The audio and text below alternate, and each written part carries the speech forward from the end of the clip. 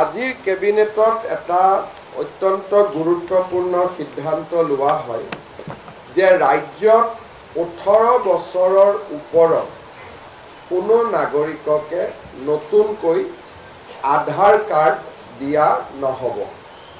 Meaning that any citizen who are 18 plus তেখেতসকলে অসমত এতিয়াৰ পৰা আধাৰ কাৰ্ড নাপাব।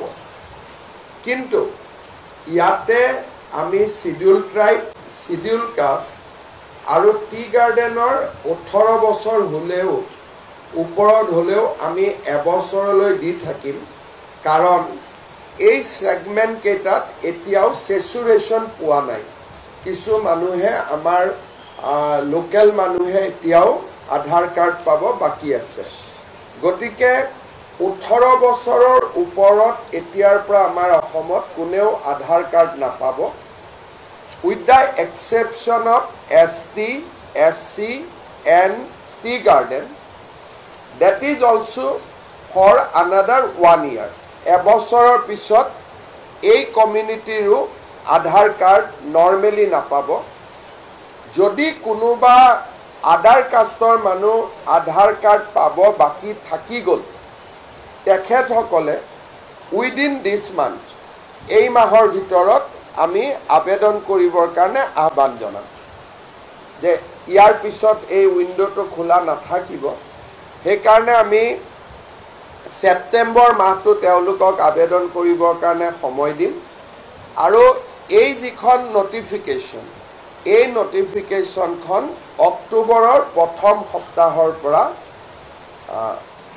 কাৰ্যত পৰিণত হ'ব।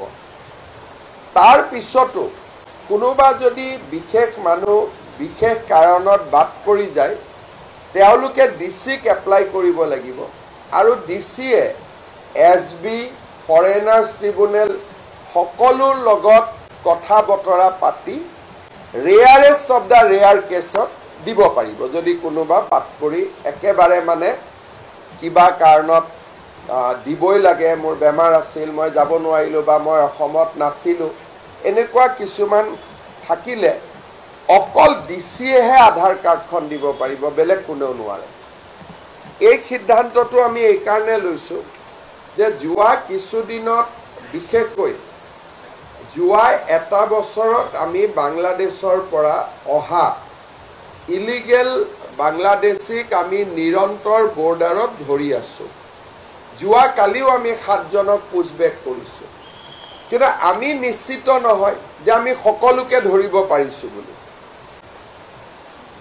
গতিকে আমি এটা প্ৰটেকশ্যন ল'ব খুজিছোঁ, যাতে কোনো মানুহে অসমৰ ভিতৰত সোমাই আধাৰ কাৰ্ডখন লৈ তেওঁলোকে ভাৰতীয় নাগৰিক হ'ব নোৱাৰে। সেই ৰাস্তাটো আমি সম্পূৰ্ণৰূপে বন্ধ কৰি দিব খুজিছোঁ। আকৌ এবাৰ মই ৰিপিট কৰিছোঁ, 18 বছৰৰ ওপৰৰ কোনো নাগৰিকে অসমত আধাৰ কাৰ্ড নাপাব। যিসকলে ইতিমধ্যে আধাৰ কাৰ্ড লোৱা নাই, ছেপ্টেম্বৰ মাহত তেওঁলোকে আবেদন কৰক। আমি এমাহৰ কাৰণে উইণ্ডো এটা খোলা ৰাখিম। দ্বিতীয়তে, ST, SC আৰু টি গাৰ্ডেনৰ কাৰণে এই উইণ্ডোটো এবছৰৰ কাৰণে খোলা থাকিব। আৰু ইয়াৰ পিছতো, সময়সীমা পাৰ হৈ যোৱাৰ পিছতো, যদি ৰেয়াৰেষ্ট অফ দ্য ৰেয়াৰ কেছত কোনোবা মানুহে আবেদন কৰে, SDC বা চাৰ্কুল অফিচাৰে দিব নোৱাৰিব, অকল ডিচিয়ে দিব পাৰিব। ডিচিয়ে দিয়াৰ আগতে SB report, foreigners tribunal report গোটেইখিনি সংগ্ৰহ কৰিহে ডিচিয়ে দিব পাৰিব। আৰু আমাৰ আধাৰ সেচুৰেশ্যন ইজ 103%। তাৰমানে এনেকুৱা মানুহ কোনো বাদ পৰি যোৱা নাই 18 বছৰৰ ওপৰত যোনে আধাৰ নোলোৱাকৈ আছে, এক্সেপ্ট ST, SC আৰু টি গাৰ্ডেন। বাকী সকলোৱে আধাৰ লৈছে। চতুৰ্থতে, যি ধৰণে আমি বাংলাদেশী নাগৰিকক আবদ্ধ কৰিছোঁ, 100% আমি যিহেতু কৰিব পাৰিছোঁ বুলি ভবা নাই। গতিকে এই ক্ষেত্ৰত যিকোনো মানুহে নাগৰিকত্ব যাতে আধাৰৰ জৰিয়তে ল'ব নোৱাৰে, this decision will act as a big deterrent. ইয়াৰ পিছত আজি আমাৰ কেবিনেটত ইণ্ডিয়ান ইনষ্টিটিউট অফ মেনেজমেণ্ট অসমক দিয়াৰ বাবে আমি প্ৰধানমন্ত্ৰী নৰেন্দ্ৰ মোদী ডাঙৰীয়াক ধন্যবাদ জনাই আমি আজি এটা প্ৰস্তাৱ গ্ৰহণ কৰিছোঁ। মই অকণমান আপোনালোকক এটা বেকগ্ৰাউণ্ড ক'ব খুজিছোঁ। যেতিয়া ইউপিএ গভৰ্ণমেণ্ট আছিলে তেতিয়া উত্তৰ পূৰ্বক এখন IIM দিয়া হৈছিল আৰু উত্তৰ পূৰ্বক এখন এইমছ দিয়া হৈছিল। কিন্তু দুইটা অনুষ্ঠানে তেতিয়াৰ কংগ্ৰেছ চৰকাৰে শ্বিলঙত কৰিবৰ বাবে সিদ্ধান্ত লয়। IIM খনো শ্বিলঙত দিয়ে আৰু এইমছৰ যিটো নিগ্ৰিমছ বুলি কয় নিগ্ৰিমছখনো শ্বিলঙত দিয়ে। আৰু অসমে তেতিয়া এখন বিচাৰিছিল যে দুখনৰ এখন অন্তত অসমক দিয়ক। তেতিয়া কেন্দ্ৰীয় চৰকাৰে য'ত নেকি আমাৰ অসমতো কংগ্ৰেছ চৰকাৰ আছিলে, দিল্লীতো কংগ্ৰেছ চৰকাৰ আছিলে, তেওঁলোকে নিগ্ৰিমছখনো আনিব নোৱাৰিলে, IIM খনো আনিব নোৱাৰিলে। আৰু আমি কৈছিলোঁ যে আমাক দুইখন নালাগে, মেঘালয়ক এখন দিয়ক, আমাক এখন দিয়ক। কিন্তু আমি এখনো আনিব নোৱাৰিলোঁ বা অতিৰিক্ত কৰি ঠিক আছে অসমকো দিয়ক, মেঘালয়কো দিয়ক, তেনেকৈও আমি আনিব নোৱাৰিলোঁ। এটা অসমৰ মানুহৰ মাজত দুখ এটা থাকি গৈছিল। মোদী ডাঙৰীয়াই প্ৰথম 5 বছৰত আমাক এইমছখন দিলে, আমাৰ এটা যিটো নোপোৱাৰ বেদনা আছিল সেইটো নোহোৱা হ'ল। এইবাৰ আমাক IIMখন দিলে। তাৰমানে দুইটা যি অসমবাসীৰ ইমান দিনৰ এটা মনত দুখ আছিল, দুইটা তেখেতে আমাক এক প্ৰকাৰে আমাৰ যিটো দুখ সেই দুখটোক তেওঁ নোহোৱা কৰিলে। এখন IIM দিছে এইটো ডাঙৰ কথা নহয়। যি অসমে নিজক বঞ্চিত অনুভৱ কৰি আছিলে ইমান দিন এইমছ আৰু IIMক লৈ, এই দুইখনে মোদী ডাঙৰীয়াই অনুমোদন কৰি অসমবাসীক কৃতজ্ঞ কৰিছে। আমি অসমবাসীৰ হৈ প্ৰধানমন্ত্ৰী ডাঙৰীয়াক ধন্যবাদ জ্ঞাপন কৰিছোঁ। আজিৰ কেবিনেটত উৰিয়াম ঘাটৰ এভিকশ্যন লৈ আলোচনা হয় আৰু কেবিনেটে বন বিভাগকো উৰিয়াম ঘাটৰ এভিকশ্যন ড্ৰাইভ অত্যন্ত সফলতাৰে কৰাৰ বাবে আমি বন বিভাগক ধন্যবাদ জনাইছোঁ কেবিনেটে, আৰু নাগালেণ্ড চৰকাৰে আগবঢ়োৱা সহযোগিতাৰ বাবে নাগালেণ্ড চৰকাৰকো আমি ধন্যবাদ জনাইছোঁ। ইয়াতে বৃক্ষৰোপণৰ যি এতিয়া আমি কাম কৰিম, মেচিভ প্লেণ্টেশ্যন হ'ব 12,000 বিঘা মাটিত, তাতো আমি নাগালেণ্ড চৰকাৰৰ সহযোগিতাৰে সৈতে আমি এই বৃক্ষৰোপণৰ কাম আমি সম্পূৰ্ণ কৰিম। 12,000 বিঘা মাটিত নতুনকৈ ফৰেষ্ট কাভাৰ গ্ৰ' কৰিব। সেইটো ইক'লজিকেল দিশৰ পৰা ই এটা অত্যন্ত সন্তুষ্টিৰ বিষয়। আমি গোলাঘাট জিলা প্ৰশাসন, অসম চৰকাৰৰ বন বিভাগ আৰু নাগালেণ্ড চৰকাৰে আগবঢ়োৱা সহযোগিতাৰ বাবে আমি নাগালেণ্ড চৰকাৰক আজি আমি ধন্যবাদ জনাইছোঁ। ৰাজ্যত আজি আমি নতুনকৈ 3,14,773 গৰাকী হিতাধিকাৰীক প্ৰধানমন্ত্ৰীৰ আৱাস যোজনাৰ গৃহ প্ৰদান কৰিবলৈ আমি সিদ্ধান্ত গ্ৰহণ কৰিছোঁ। নতুনকৈ 3,14,773। বাকী আমাৰ টাটা নেলকো আৰু অসম চৰকাৰৰ সমগ্ৰ শিক্ষা অভিযানৰ লগত একেলগ লাগি আমি 10টা ফিউচাৰিষ্টিক ট্ৰেড ছেক্টৰৰ ওপৰত আমাৰ হাইস্কুলৰ ল'ৰাবিলাকক যাতে আমি স্কিলিং কৰিব পাৰোঁ, এই বিষয়ে আজি আমি এখন ডাঙৰ বুজাবুজিৰ চুক্তি আমি অনুমোদন কৰিছোঁ। শিক্ষামন্ত্ৰীয়ে এই বিষয়ে আপোনালোকক সুকীয়াকৈ এখন সাংবাদিক মেল পাতি আপোনালোকক তেওঁ অৱগত কৰিব কাৰণ বিষয়টোৰ ওপৰত ইমানেই এটা গুৰুত্বপূৰ্ণ যে তেখেতে আপোনালোকক সাংবাদিক মেল পাতি নিশ্চয় ধুনীয়াকৈ এই বিষয়ে জনাব আমাৰ ল'ৰা ছোৱালীক আমি ডিজিটেল ইকনমি আৰ্টিফিচিয়েল ইণ্টেলিজেন্স গোটেই দিশত এই প্ৰকল্পটোৱে কাম কৰিব টোটেল 600 ক্ৰ'ৰ্ছৰ প্ৰকল্প হ'ব 75% টাটা নেলকোৱে দিব 25% অসম চৰকাৰে আগবঢ়াব ইয়াৰ ওপৰত তেখেতে আপোনালোকক সুকীয়াকৈ সম্বোধন কৰিব আজি আমি কেবিনেট আমাৰ 2 বেলা হ'ব পিছবেলাও এতিয়া আমি আৰু 3 ঘণ্টা বহিম কিন্তু তাত কোনো সিদ্ধান্ত নহয় তাত আমি আগন্তুক গৃহমন্ত্ৰী ডাঙৰীয়াৰ ভ্ৰমণ প্ৰধানমন্ত্ৰী ডাঙৰীয়াৰ ভৱন ভূপেন হাজৰিকা দেৱৰ জন্ম শতবাৰ্ষিকী এইসমূহ অনুষ্ঠানৰ বিষয়ে আমি আলোচনা কৰিম তাত কোনো সিদ্ধান্ত নহয় বেসিক্যালি ৰিভিউ হ'ব আৰু সেইকাৰণে আমি ইয়াতে 6টা বজালৈকে থাকিম আৰু আপোনালোকে থকাৰ প্ৰয়োজন নহব কাৰণ তাতে কোনো সিদ্ধান্ত বা কেবিনেট নহয় ফৰ্মেল কেবিনেট ইমানতে সামৰণি কৰিছে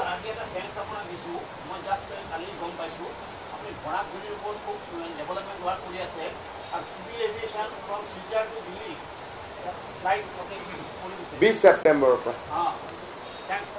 yes एक फंड बंद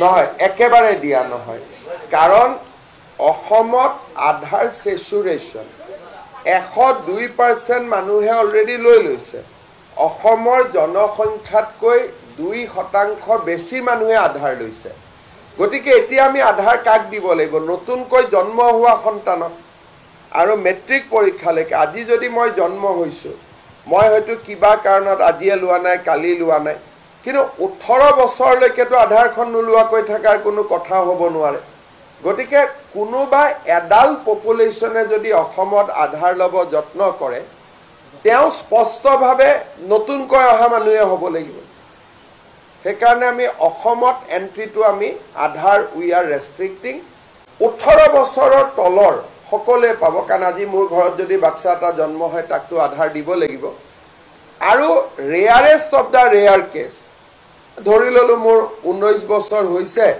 মই আইআইটি গুৱাহাটীৰ হোষ্টেলত পঢ়ো মোৰ ঘৰ কৰ্ণাটকত মই কৰ্ণাটকত আধাৰ ল'ব খোজা নাই অসমত ল'ব খুজিছো তেতিয়া অকল ডিসিএ হে দিব পাৰিব অফিসে দিব নোৱাৰে আধাৰ কেন্দ্ৰত দিব নোৱাৰে ডিসিএ কৰ্ণাটকত খুদিব যে ইজন বাসিন্দা হয় নে নহয় গুটেই ইনকুৱাৰি কৰাৰ পিছত ডিসিএ হে দিব পাৰিব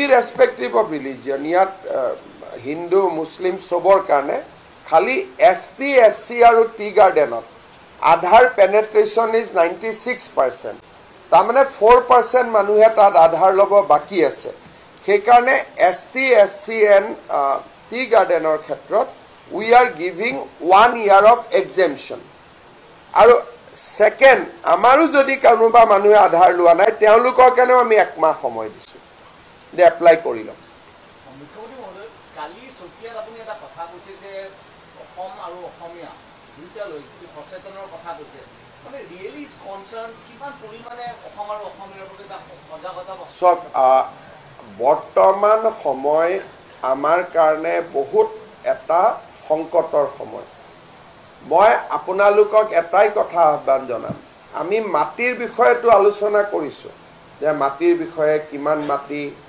কাৰ দখলত আছে আমি আলোচনা কৰিছো কেতিয়াবা আপোনালোকে এই বছৰ মেডিকেলৰ এডমিশন লিষ্টখন চাব যে আমি দেখা পাম যে অসমীয়া মানুহৰ পৰা পাৱাৰটো শিফট হৈ আছে whether it is a soft power or hard power আজি যদি আপোনালোকে দেখে অসমত যদি এই আইআইএম আহিব 500 কোটি টকাৰ কাম হ'ব এই কামত কন্ট্ৰাক্টৰজনহে অসমীয়া হ'ব ধৰি ললো বাকি গোটেই নিৰ্মাণ শ্ৰমিকৰ এজনো খিলঞ্জীয়া অসমীয়া নাথাকে তাৰমানে ইকনমি ইজ চেঞ্জিং ফাষ্ট যদি অসমত আজি ব্ৰহ্মপুত্ৰৰ ওপৰত এখন ব্ৰিজ হৈছে the entire labor component is shifting medicalot jodi result sai general castor 30% অসমীয়া লোকৰ মাজত মেডিকেল সিট নাই তাৰ মানে এটো কাকো শত্ৰুত আমি কোৱা কথা নহয় কোনোবাই ভাল কৰিছে আমি ভাল পাম কিন্তু এইটো এটা অসমীয়া মানুহখিনিয়ে চিন্তা কৰাৰ সময় আহিছে যে অসমীয়াৰ হাতৰ পৰা আৰু ফৰ দ্যাট মেটাৰ বৰাকটো ইভেন বেংগলী মানুহখিনিৰ পৰা the power is shifting whether it is a soft power or hard power and এনেকুৱা যদি হৈ থাকে এদিন অসমত অসমীয়া মানুহখিনি will be completely loser হেকানে মই কাকো কাজিয়া কৰিব কোৱা নাই মই পঢ়িব কৈছো মই শ্ৰমৰ প্ৰতি আগবাঢ়ি যাব কৈছো কালি মই সতিয়াত ভাষণ দিওতে কাকো কাজিয়া কৰিব কোৱা নাই যে ধাক্কা মাৰক মই কৈছো ভাল কৰি পঢ়ক মানৱ সম্পদ এটা নিৰ্মাণ কৰক মাটি বাৰী উচ্ছেদ ই এটা কম্পোনেন্ট আৰু এটা কম্পোনেন্ট হৈছে যে যেটো সফট পাৱাৰ বুলি কয় এখন ৰাজ্যৰ যেটো মেজৰিটি কমিউনিটি তেওঁলোকৰ হাতত সফট পাৱাৰটো থাকে কৰ্ণাটকৰ soft power is with the Kannadian people Kannada people মহাৰাষ্ট্ৰত soft power is with the Marathi people বেংগলত soft power is with the Bengali people গুজৰাটত soft power is with the Gujarati people but অসমত দ্য মোষ্ট ক্ৰিটিকেল পাৰ্ট হৈছে যে soft পাৱাৰটো transfer হ'ব আৰম্ভ কৰিছে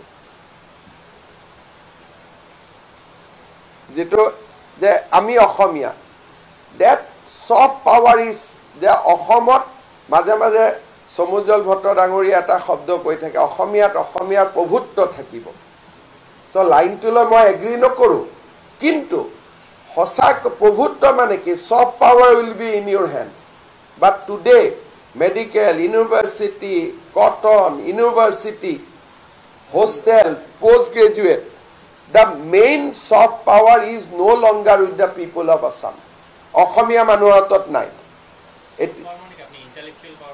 সফট পাৱাৰ শিক্ষা সাংস্কৃতিক ক্ৰীড়া soft power means everything computer soft power means everything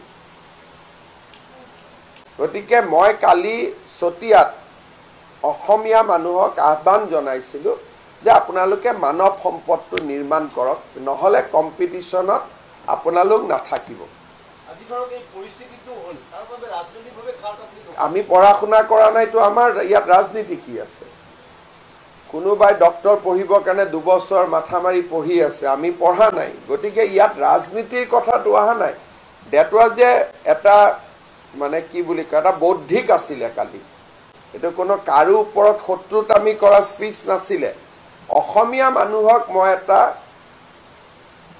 কি কয় আত্মদৰ্শন কৰোৱাইছিল যে অসমতে আমি মাটিও হেৰুৱাইছো শিক্ষাও হেৰুৱাইছো শিক্ষা যদি হেৰুৱাইছো দুদিন পিছত চাকৰিও হেৰুৱাম নিৰ্মাণ শ্ৰমিক হেৰুৱাইছো গতিকে আমি কেনেকে অসমত আমি কেনেকে অকলখৰীয়া হৈ গৈ আছো অসমীয়া মানুহখিনি কালি মই এটা অকেজনটো যেহেতু ডাঙৰ অকেজন আছিলে আৰু ইয়াত কোনো শত্ৰুতামি নাই কাৰো প্ৰতি ভেদভাৱ নাই এজন অসমীয়া হিচাপে মই মোৰ উদ্বেগৰ কথাখিনি শেয়াৰ কৰিছিল নাই ইয়াত শিফটিং আমাৰটো অসমীয়া মানুহ বুলি ক'লে যিকোনো এখন নিৰ্মাণ শ্ৰমিকত যাওক এটাও অসমীয়া ল'ৰা নাপায়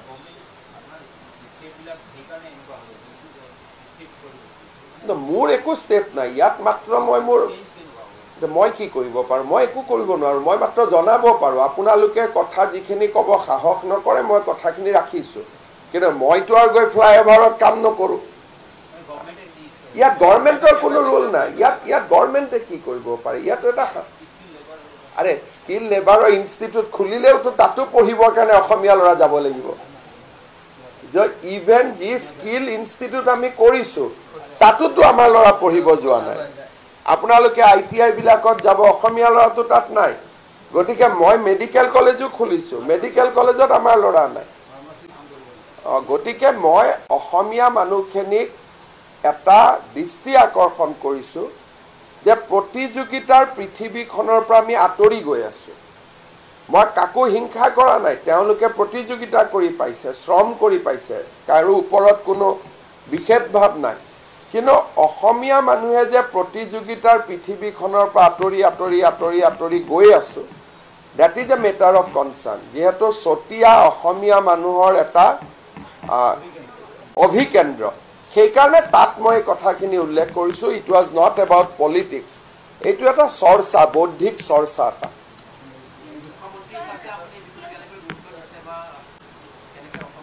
মইনো কি গুৰুত্ব দিম, এইটোতো দেউতাক মাকে গুৰুত্ব দিব লাগে যাতে ল'ৰা ছোৱালীক পঢ়ুৱাব। ইয়াতে সহায় আমিতো কৰিয়ে আছোঁ, নিযুত মইনাৰ পৰা আৰম্ভ কৰি এক্সট্ৰিমত সহায় কৰি আছোঁ।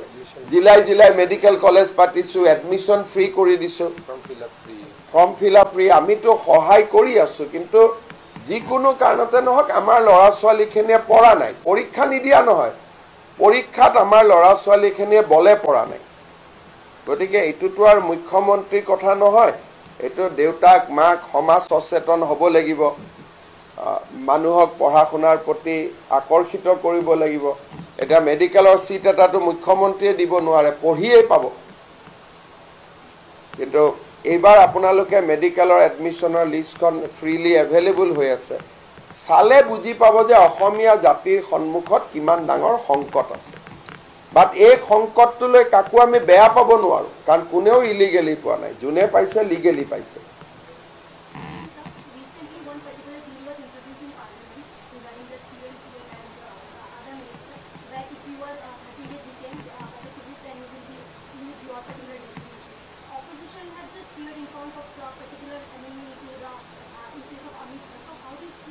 No, actually that law is very clear.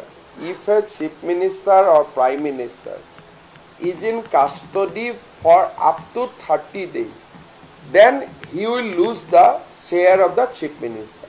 So during these 30 days, the accused will have multiple opportunity to go before the judiciary. He will have a bail petition, he will go to High Court, he will go to Supreme Court. When his bail will be rejected within that 30 days by all forum of judiciary, then only he will lose the chief ministership. So it is not that somebody will be arrested and he will lose the CMC. He will have still 30 days to go to the different forum. So opposition is interpreted it wrongly, that as if the government in the day will be arrested chief minister and he will lose the CMC. He will not lose it before 30 days. And within 30 days, he will go to lower court, he will go to district court, he will go to high court, he will go to Supreme Court. And if all the forum does not give him bail, that means prima facie he has some serious charges against him. Otherwise, court will enlarge him on bail.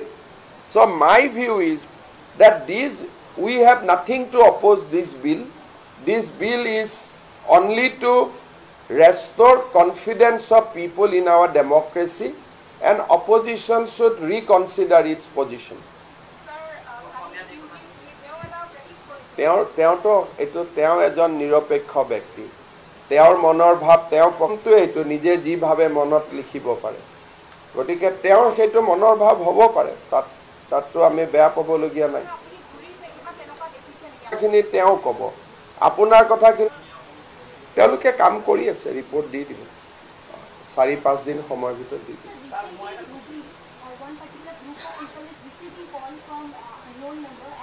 This is a matter of concern. Last time when I have visited Bangladesh, that area falls in the chicken neck, coming from Bangladesh. Our chicken neck is very, very vulnerable because entire 22 kilometer stretch, if you scrutinize that all the people settle there, has come originally from Bangladesh, maybe prior to 1971, prior to 1951. Now these people has become Indian citizen, but now Bangladesh is trying in order to provoke chicken neck. So this will be a very serious security threat in days to come. Suppose I goes to where from I came from Bangladesh and Pakistan. So my present country. So I will remain a confused person. Where my government of Bangladesh, I should not say, that Bangladeshans near chicken neck, that look, do not be Indian, you are originally from Bangladesh, and act about in many articles, many intellectual has written about, the only difference is of a cut-off year. But loyalty will not determine according to the cut-off year. Suppose in 1970 I was in Bangladesh, I came to India, I become citizen of India, but my loyalty will be to Bangladesh because I spent my entire childhood there, and my loyalty will also be with India. Now, at the time of war, which way my loyalty will go? At the time of crisis, which way my loyalty will go? It will depend how their ideology will be shaped. Now a group of Bangladeshi organization become very active to shape the ideology of the people of original people of Bangladesh, presently Indian citizen, that look, that is your temporary nation. You be inclined towards us. So all these phone calls, wall writing, distribution of literature, and in some time even the arms training are part of this overall game plan. Are these penetrated into Assam also? No, this is a common human philosophy. Ejon moi aji golo, moi ejon suppose ohakali moi America gusi golo. Moi citizenship to moi America lolo. কিন্তু মই ভাৰততেতো 40 বছৰ থাকিলো। So ভাৰতৰ প্ৰতিটো মোৰ এতিয়া মই নিজে নাজানো মই ভাৰতীয় নে মই আমেৰিকান। যদি মোক ভাৰতৰ পৰা ডেইলি মোটিভেট কৰি থাকে যে তুমি ভাৰতীয়, মোৰ মাইন্ডটো ভাৰতীয় হ'ব, লিগেলি মই আমেৰিকান হ'ম। যেতিয়া দুইখন ষ্টেটৰ কনফ্লিক্ট লাগিব, মোৰ লয়ালিটিটো ভাৰতৰ ফালে আহি যাব। এটা ভাৰত আৰু আমেৰিকাৰ যুদ্ধ লগাৰ সম্পৰ্ক নাই, গতিকে এই কথাটো মই বাদ দিলো। মই আহিলো বাংলাদেশৰ পৰা অসমত আছো। মোৰ দেউতা মা 14 গোষ্ঠী মোৰ বাংলাদেশত ঘৰ। যদি বাংলাদেশী মানুহবিলাকে সদায় মোক লিটাৰেচাৰ দি থাকে, ৰেডিঅ'ত বজাই থাকে, ব্ৰেইন ৱাছ কৰি থাকে, তেতিয়া মোৰ লয়েলিটিটো আইনগতভাৱে ভাৰত, কিন্তু মানসিকভাৱে মোৰ লয়েলিটিটো থাকিব বাংলাদেশত। ভাৰত আৰু বাংলাদেশৰ কাজিয়া লাগিলে মই কোনফালে যাম সেইটো এটা সিদ্ধান্ত আজিয়ে ল'ব নোৱাৰি। সেইকাৰণে বাংলাদেশে চেষ্টা কৰি আছে যে চিকেন নেকৰ আশে পাশে থকা, বাংলাদেশ মানে মই গভৰ্ণমেণ্ট কোৱা নাই, বাংলাদেশৰ ফাণ্ডামেণ্টেলিষ্ট অৰ্গেনাইজেশ্যন, তেওঁলোকে ধুবুৰী শিলিগুৰি হওক বা গোটেই চিকেন নেকটোৰ আশে পাশে থকা মানুহবিলাকক তেওঁলোকে মোটিভেট কৰিব চেষ্টা কৰি আছে যে remain as a Bangladeshi, although you are staying now in India. এই যে ফোন কল আহিছে, wall writing হৈছে, it is part of that conspiracy. সেইকাৰণে মই সদায় কওঁ যে উত্তৰ পূব ভাৰতৰ মানুহ, পশ্চিম বংগৰ মানুহ, অসমৰ মানুহ, we are living on a fire. আমি নিজেও নাজানো যে এটা সংঘাত হলে আমাৰ ভৱিষ্যত কি হ'ব। যেতিয়ালৈকে সংঘাত নহয় সব ঠিক আছে। যেতিয়া সংঘাত হ'ব, large section of people whose original residence in the Moimansingh district, Rangpur district, where their loyalty will go, এটা আজি আমি কোনেও ক'ব নোৱাৰো, সেই সময়তহে আমি গম পাম। কাৰণ মই বাংলাদেশৰ ৰেডিঅ' শুনি আছো, বাংলাদেশৰ টিভি চাই আছো, বাংলাদেশৰ পৰা মানুহ অহা যোৱা কৰি আছে, কনষ্টেণ্টলি মোৰ মূৰত সোমাই আছে যে তুমি বাংলাদেশৰ অৰিজিন, আৰু মইতো হয়েই। আৰু ভাৰত চৰকাৰেও ৰাস্তা বনাই দিছে, স্কুল বনাই দিছে, ঘৰ বনাই দিছে, মেডিকেলত সিট দিছে, কৰ্ম সংস্থাপন দিছে, আইডেন্টিটি দিছে। গতিকে আধা মই ভাৰতীয় হৈ আছো, আধা বাংলাদেশী। এতিয়া it will be depend how the will trick him, আমি কেনেকৈ তেওঁক মেনিপুলেট কৰিম। আজি যদি অসমৰ 50,000 মানুহ বাংলাদেশত থাকে, সদায় যদি আমি বিহুত লাড়ু পিঠা পঠাই থাকোঁ, সিহঁতিতো অসমীয়া হৈ থাকিব। এতিয়া যুদ্ধৰ সময়ত সিহঁতি অসমকে সমৰ্থন কৰিব যে মোৰ ঘৰ তাতে। আকৌ কিছুমানে নকৰিব যে নহয় নহয়, মইতো চব বাদ দি আহিছোঁ বাংলাদেশত, গতিকে মই Bangladeshi. So' this how the geopolitics play, যে কেনেকৈ সেই সময়ত এই ঘটনাবিলাকে how it will work. So' this phone calls are not ordinary phone calls. Coming back to this, these are part of larger conspiracy to weaken the chicken neck of India. Phone calls, when I went to Dhubri, I have shown the journalists, the wall writings. So these phone calls, journal, kobat Bangladeshor mobile network ko dhore. So these are not things to be ignored. Juddha nuhaleke you can ignore. But the moment there is a war, then all these elements will come out. You do not know. Somebody will say, I am a 100% India. Moi India karne morim. Somebody will say, moi Bangladeshi.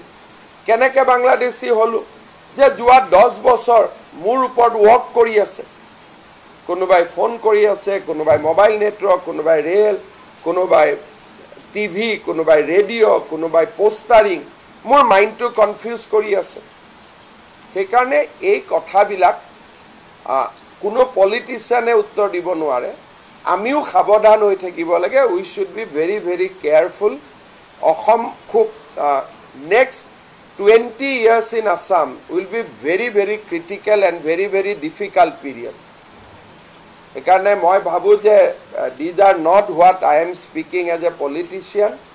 25 বছৰৰ ৰাজনীতি কৰাৰ পিছত মই দেখিছোঁ যে because we could not take many steps earlier, now আমি এতিয়া এটা বিপদৰ পৰিসীমাৰ ভিতৰলৈকে সোমাই গৈ আছোঁ।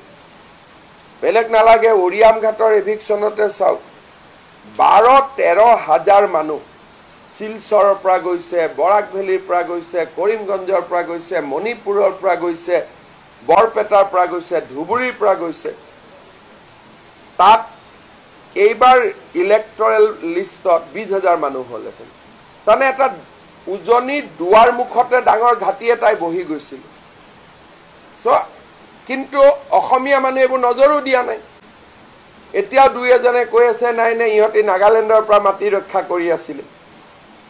নাগালেণ্ডৰ পৰা মাটি ৰক্ষা কৰিব কাৰণেতো 2জন CMA ফোনত কথা পাতিলেই হ'ল।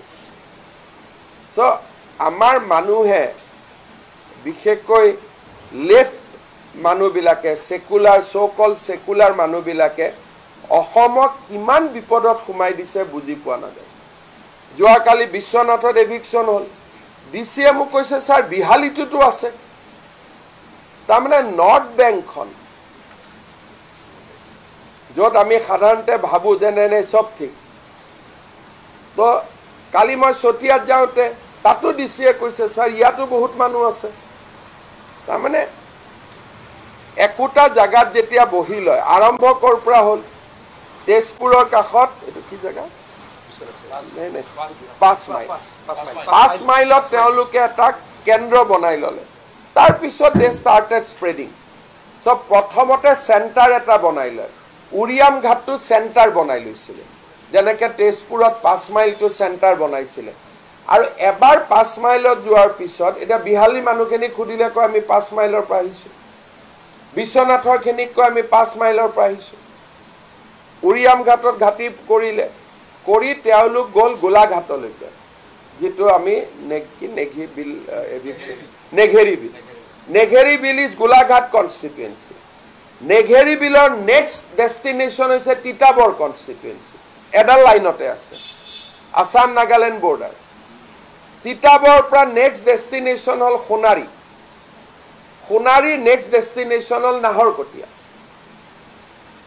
গতিকে এই বস্তুটো লৈ যদি আজি আমি ব্ৰেক কৰি নিদিলোহেঁতেন নাগাটো আহিব 1 কিলোমিটাৰ মাটি কিন্তু এওঁলোক গৈ পালেহেঁতেন সোণাৰীলৈকে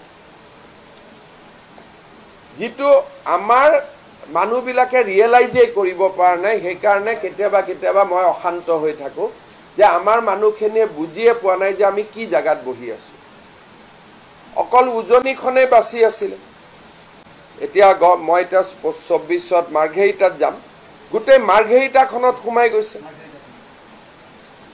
মই তাৰ কাৰণে 24ত মাৰ্ঘেৰিটাত প্ৰগ্ৰেম ৰাখিছোঁ আলোচনা কৰিম কিন্তু কোনেওতো আগত এইবিলাক এটা কৰিলেও আমাৰ মানুহখিনিয়ে ই এনেকুৱা কৰিছে উল্টাহে ক'ব খোজে মানুহখিনিয়ে বুজিয়ে পোৱা নাই যে আমি ক'ত আছোঁ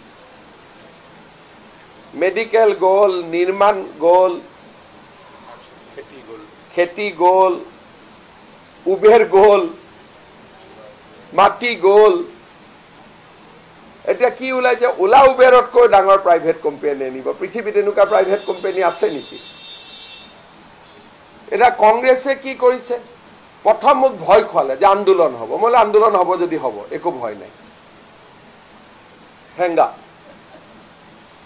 তাতে আন্দোলনৰ ভয়টো বাদ দিয়ালে এতিয়া নতুনকৈ কি আৰম্ভ কৰিলে নহয় হিমন্ত বিশ্ব শৰ্মাই বেলেগ প্ৰাইভেট কোম্পানী এবাৰ ওলা উবেৰতকৈ আৰু প্ৰাইভেট কোম্পানী আছে নেকি এই পৃথিৱীত ওলা উবেৰতকৈ এইটো ইণ্টাৰনেশ্যনেল মানে কোনোবা আছে নেকি তাৰপিছত মাটি খেদিলে কয় আদানী আম্বানী মানে ক'বাত নহয় ক'বাত আদানী আম্বানী আহিলেতো ময়ে চবচে ভাল পাওঁ মইতো গৈ লগ কৰি থাকোঁ আহক বুলি নাহে বুলিহে কিন্তু কথাটো হ'ল যে উৰিয়াম ঘাটত আদানী আম্বানী আহিব নেকি তাৰমানে অসমীয়া মানুহখিনিয়ে নিজেই বুজি পোৱা নাই এই ক্লাছটোৱে যোৱা কেইদিনমানত ৰিপুন বৰাই ডেইলি ইলেকশ্যন কমিশ্যনক ফোন কৰে যে SIR কেতিয়া হ'ব এই মানুহবিলাকৰ নাম কাটা যাব নেকি আৰে বাবা অসমীয়া হিচাপে চিন্তা কৰচোন ডেইলি ইলেকশ্যন কমিশ্যনে SIR দিয়াই নাই মানুহজনৰ গাত কি ভূত লম্বিছে সদায় খালি এইটোকে সুধি থাকে কালি উৰিয়াম ঘাটৰ পৰা মানুহে কি পিটিশ্যন কৰিছে যে আমাক যদিও এভিকশ্যন কৰিলে ভোটটো কিন্তু আমাক উৰিয়াম ঘাটতে দিব অনুমতি দিব লাগে যদিও মই এতিয়া ঢিঙত থাকোঁ তেওঁলোকে কালি মই গম পাওঁ ইমান এখন ভয়াৱহ এপ্লিকেশ্যন দিছে যে এতিয়া মই ঢিঙলৈকে আহিলোঁ মই মৰিগাঁৱলৈকে আহিলোঁ কিন্তু মোৰ ভোটৰ চেণ্টাৰটো উৰিয়াম ঘাটত থাকিব লাগে উৰিয়াম ঘাটৰ এভিক্টেড মানুহখিনিয়ে দিছে ইলেকশ্যন কমিশ্যনত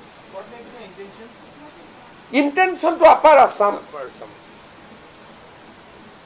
যে গোটেই ইণ্টেনশ্যনটো হ'ল যে আপাৰ আছামত ইনফ্লিক্ট কৰিব লাগে সমষ্টিটো বঢ়াই যাব লাগে তেওঁলোকৰ কথা এইটোৱে আৰু এই গেম প্লেনবিলাক কোনেও আগত ক'ব সাহস নকৰিছিল কৰিলেতো আমি বহুত বচাই ল'ব পাৰিলোহেঁতেন কেনেকুৱা চিঠি লিখিছে যে ভোটটো হ'ব মোৰ উৰিয়াম ঘাটত থাকিম মই ঢিঙত নহয় ডিলিমিটেশ্যনে কি কৰিব পাৰে ডিলিমিটেশ্যনেতো জিঅ'গ্ৰাফি আৰু পপুলেশ্যনটো চেঞ্জ কৰিব নোৱাৰে উৰিয়াম ঘাটত তেওঁলোকে ইলেকশ্যন কমিশ্যনত ইণ্টেনশ্যনটো আপাৰ আছাম যে গোটেই ইণ্টেনশ্যনটো হ'ল যে আপাৰ আছামত ইনফ্লিক্ট কৰিব লাগে সমষ্টিটো বঢ়াই যাব লাগে তেওঁলোকৰ কথা এইটোৱে আৰু এই গেম প্লেনবিলাক কোনেও আগত ক'ব সাহস নকৰিছিল কৰিলেতো আমি বহুত বচাই ল'ব পাৰিলোহেঁতেন কেনেকুৱা চিঠি লিখিছে যে ভোটটো হ'ব মোৰ উৰিয়াম ঘাটত থাকিম মই ঢিঙত নহয় ডিলিমিটেশ্যনে কি কৰিব পাৰে ডিলিমিটেশ্যনেতো জিঅ'গ্ৰাফি আৰু পপুলেশ্যনটো চেঞ্জ কৰিব নোৱাৰে উৰিয়াম ঘাটত তেওঁলোকে আৰম্ভ কৰিছিল 1200 ভোটেদি এইবাৰ উৰিয়াম ঘাটত তেওঁলোকৰ ভোট হ'লেতেন 16,000 বিহালীত যেতিয়া পল্লৱ লোচন দাস MLA আছিলে মই নিজে বিহালীত পল্লৱ লোচন দাসৰ কাৰণে কেম্পেইনত গৈছিলোঁ তেতিয়া 1200 আছিলে এইবাৰ যেতিয়া কেম্পেইন কৰিব যাওঁ দে আৰ 16,000 নহয় জানো পিছে 12,000 এটা বিহালী মানে অসমীয়া বুজে গোৰ্খা বুজে এটা টিপিক্যাল হিন্দু কনস্টিটুৱেঞ্চি বিশ্বনাথ গ'ল বিহালীৰ পৰা গহপুৰত আৰম্ভ কৰিলে নাৰায়ণপুৰ আৰু দুইফালৰ পৰা আহিব তেজপুৰৰ 5 মাইলৰ পৰা আহিব ইফালে নাওবৈচাৰ পৰা আহিব দুইফালৰ পৰা তেওঁলোকে এক জেগাত স্যাটেলাইট ঘাটি এটা পাতি লয় তাৰ পৰা আৰম্ভ কৰে সো উৰিয়াম ঘাট was a satellite ঘাটি ঠিক নহলে ভাই মই য'ত আছো তাতে ভোট দিম আজি যদি মই কিবা কাৰণত বিহাৰৰ পৰা অসমত আহো মই লিখিম নেকি যে মই অসমলৈকে আহিলো কিন্তু মোৰ ভোটটো বিহাৰত থাকিব লাগে তেওঁলোকে লিখিব লাগিছিল যে আমি উৰিয়াম ঘাটৰ পৰা মৰিগাঁও আহিলো মৰিগাঁৱত যেন আমাৰ ভোটৰ লিষ্টত নামটো সোমায় চিঠিখন কি লিখিব লাগিছিল যে মোৰ নামটো যাতে ভোটাৰ তালিকাৰ পৰা নাকাটে মই য'ত আছো বৰ্তমান তাতে মোক ভোট দিয়ক কিন্তু তেওঁলোকে চিঠিখন লিখিছে যে আমাক উৰিয়াম ঘাটত ভোট দিব লাগে তাৰমানে এইবিলাক কিমান একোটা গভীৰ ষড়যন্ত্ৰ আমি বুজিবই পৰা নাই কালি আপোনালোকে আমাৰ সিওৰ পৰা চিঠিখন তেওঁ যদি শ্বেয়াৰ কৰিব খোজে মইতো ভিতৰুৱাকৈ শুনিছো অফিচিয়েলিটো এই চিঠি মোৰ তাত নাহে আপোনালোকে ইনকুৱাৰী কৰিব পাৰে আৰু দিল্লীলৈকেও লিখিছে নহয় ভাল নহয় তেওঁলোকৰ এই চিঠিবোৰ কোনে লিখি দিয়ে নহয় কেৰালাৰ পৰা মানুহ আহে মহাৰাষ্ট্ৰৰ পৰা আহে এটি যে এটা বহুত ডাঙৰ নেটৱৰ্ক হয় ইণ্টেলেকচুৱেল হয় তেওঁলোকে একদম ক্লিয়াৰলি লিখিছে যে আমি য'তেই নাথাকি কিয় আমাৰ ভোটৰ চেণ্টাৰটো উৰিয়াম ঘাটত হ'ব লাগে তাৰমানে ভ্ৰাম্যমান যেনেকৈ আলফাৰ চলমান শিবিৰ থাকে তেওঁলোকৰ চলমান ভোট কেন্দ্ৰ হ'ব গতিকে এই লেভেলত অসমত কনস্পিৰেচি চলি আছে আমাৰ মানুহে আন্দাজে কৰিব পৰা নাই আমাৰ বাতৰি কাকতে আকৌ কি লিখে ইমান ভাল আজমলৰ ট্ৰেইনিং চেণ্টাৰৰ পৰা ইমান ল'ৰা মেডিকেল পাইছে তোৰে চিট খাই আছে আকৌ তয়ে লিখ উল্টা লিখিব লাগে যে আজমলে যদি ইমান ডাঙৰ চেণ্টাৰ কৰিছে আমি কিয় কৰিব নোৱাৰো সাহিত্য সভাই কিয় কৰিব নোৱাৰো আমি লিখিব লাগে সেইটো যে লাচিত খানাই কিয় কৰিব নোৱাৰে সাহিত্য সভাই কিয় কৰিব নোৱাৰে আমি প্ৰতিযোগিতা লগাব লাগে উল্টা আমি এনেকে লিখি দিওঁ যে আমাৰো যাতে ছোৱালীবিলাক আজমলতা ট্ৰেইনিং ল'ব যায় আৰু লাভ জেহাদৰ বলি হয় আমি তেনেকে লিখি দিওঁ কথা বতৰাবিলাক আমি যিখিনি সিহঁতি কৰিব নোৱাৰে সেইখিনি আমি বুজাই বঢ়াই কৰি দিওঁ যেনেকে গুৱাহাটী ইউনিভাৰ্চিটিয়ে চাহ বিস্কুট খোৱালে তাৰ সোৱাদ নাথাকে USTMত খোৱালে তাৰ সোৱাদটো এডিশ্যনেল আহি যায় ধন্যবাদ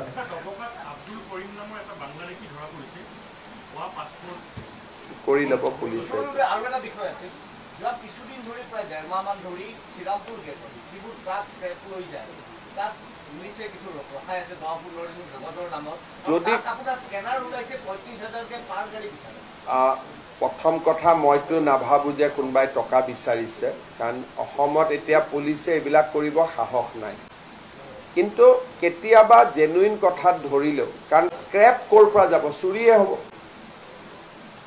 অসমৰ পৰা স্ক্ৰেপ কেনেকে যাব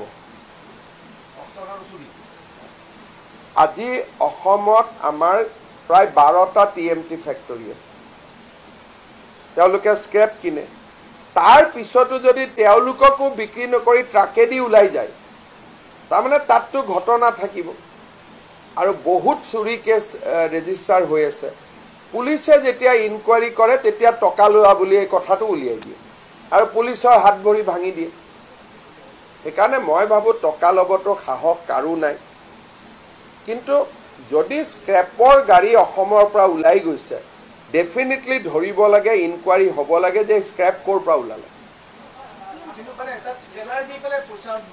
মই স্কেনাৰ লৈ পুলিচে কেনেকে বিচাৰিব পাৰে বেলেগ গ্ৰুপটোতো সেই সীমান্তটো আপোনালোকে জানে তাত বহুত ধৰণৰ মানুহ আছে আৰু যদি এনেকুৱা পাক্কা ইনফৰমেশ্যন আছে মই এতিয়া স্পীক কৰি দিম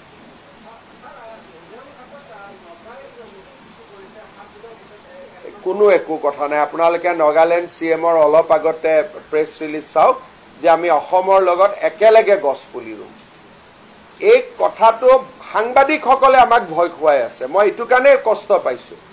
নাগালেণ্ড CM-এ 1 ঘণ্টা আগত মোক ফোন কৰিছে যে নাগালেণ্ডৰ ডেপুটি CM-ও আহিব 23 তাৰিখে, চন্দ্ৰপাটেৰো যাব লাগে, একেলগে প্লেণ্টেশ্যন কৰিম আমি। অলপ আগতে তেওঁলোকে অফিচিয়েলি প্ৰেছ ৰিলিজ দিছে। কালিৰ পৰা পেপাৰবিলাকে মোৰ মাথা গৰম কৰি আছে যে নাগালেণ্ডে নটিচ দিছে, ওলাই যাব দিছে। তেতিয়া মই নাগালেণ্ডৰ CM-ক ক'লোঁ যে আমাৰ অসমৰ মিডিয়া এইবোৰ লিখিয়ে থাকিব, আপুনি এটা ষ্টেটমেণ্ট ইছ্যু কৰি দিয়ক। গতিকে এই কথাবোৰ যোনে উলিয়াই থাকে, এই মানুহবিলাকৰ কাৰণে ডুবি গৈছোঁ। কিমান আৰু মই অকলে যুঁজি থাকিম।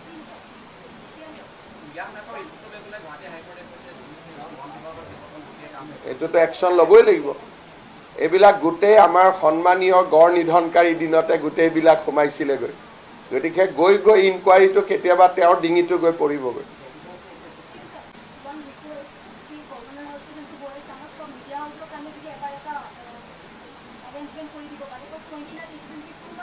কি বোলো? গভৰ্ণৰ হাউচটো মই আপোনালোকক লৈ যাম এবাৰ বিফৰ ডেট।